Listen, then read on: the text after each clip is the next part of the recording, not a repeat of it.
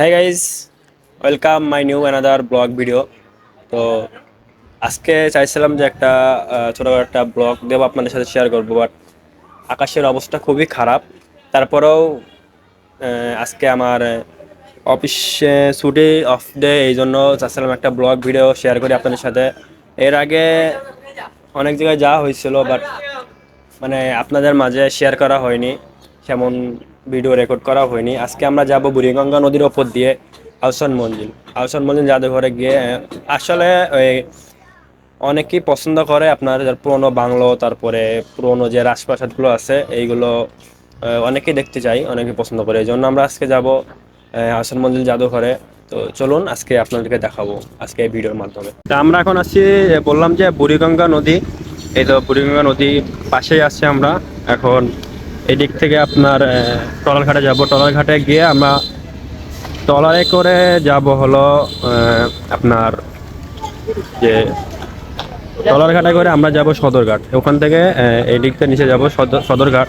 সদরঘাটে যাওয়ার জন্য আমাদের জনপ্রতি 25 টাকা করে আপনার ভাড়া নিবে।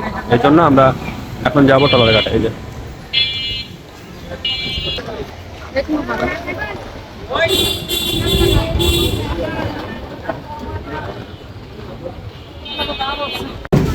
ভাই, সদরঘাট কোনটি? এই যে টলার। আমরা এখন সদরঘাট টলারে উঠে পড়েছি। যাত্রী খুবই কম।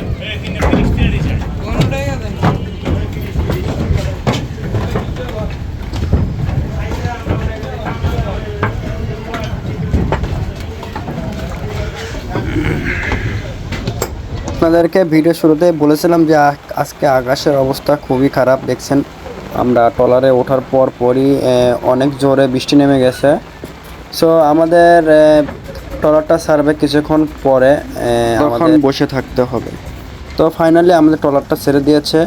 আমরা এখন মাতবর বাজার ট্রলার ঘাট থেকে আমরা এখন যাব সদরঘাট। সদরঘাটে আপনারা জানেন সদরঘাটের পাশেই আহসান মঞ্জিলটা অবস্থান করছে। তো দেখতে পাচ্ছেন বাহিরে টিপ টিপ টিপ টিপ বৃষ্টি পড়ছে। আর এদিক দিয়ে এই যে আপনি দেখতে পাচ্ছেন এইগুলো আপনার চারিদিক থেকে নৌকা আসে, বড় বড় ট্রলার আসে, লঞ্চ আসে। এখান থেকে আপনার বিভিন্ন শহরে পানিপথে যেই সব জাহাজগুলো, যেই সব বড় বড় জাহাজগুলো যায়, সব এখান থেকেই যায়। দেখতে পাচ্ছেন আমার সামনে কত বড় বড় জাহাজ। এইগুলো সব আপনার হলো যেমন ঢাকা থেকে বরিশাল যায়, ভোলা যায়, চাঁদপুর যায়, তারপরে ইলশা, অনেক মানে এখান থেকে পটুয়াখালী, অনেক অনেক অনেক জায়গায় যায়। তো দেখতে পাচ্ছেন আমরা দেখতে দেখতে আমরা প্রায় সদরঘাটের কাছাকাছি চলে এসেছি। সদরঘাটে যে জনপ্রিয় যে ব্রিজটা দেখতে পাচ্ছেন ওপরে, কত সুন্দর।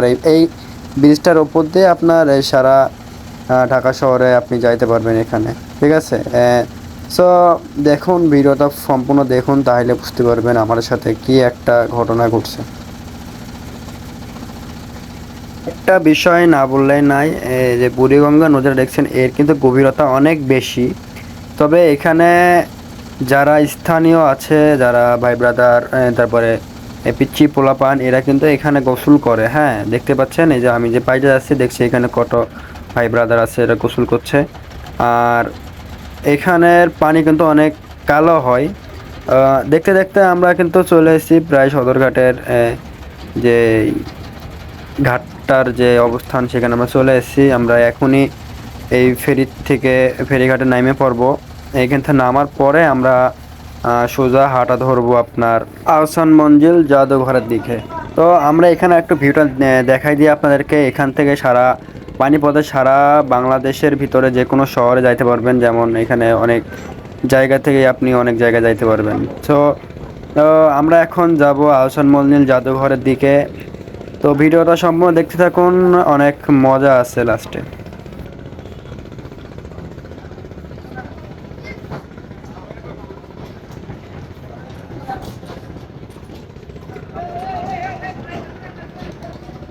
আর একটা বিষয় দেখলাম, যেটা এই যে ঘাটে উঠলে আপনার এখানে টাকা দেওয়া লাগে, 5 টাকা, 10 টাকা, দুইজনকে 5 টাকা। এটা কি বিষয় আমি তো বুঝতে পারছি না। এদের শুধু ইনকাম আর ইনকামের ধান্দা। ঢাকা শহর মানে ইনকামের ধান্দা।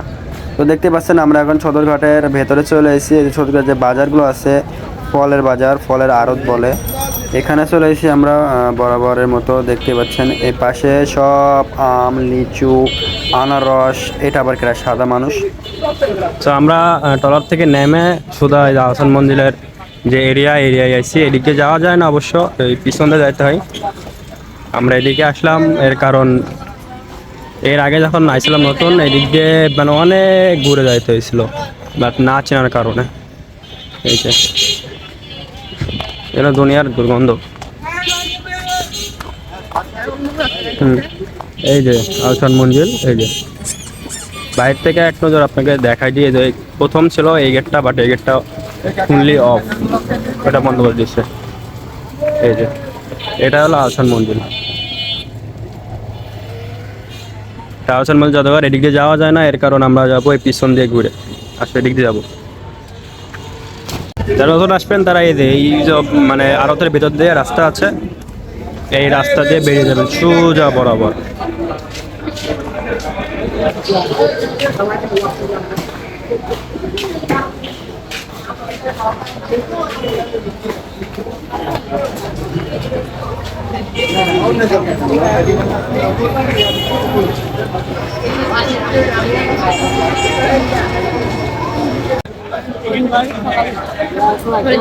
ভাই ঢোকা যাবে না এখন, বন্ধ।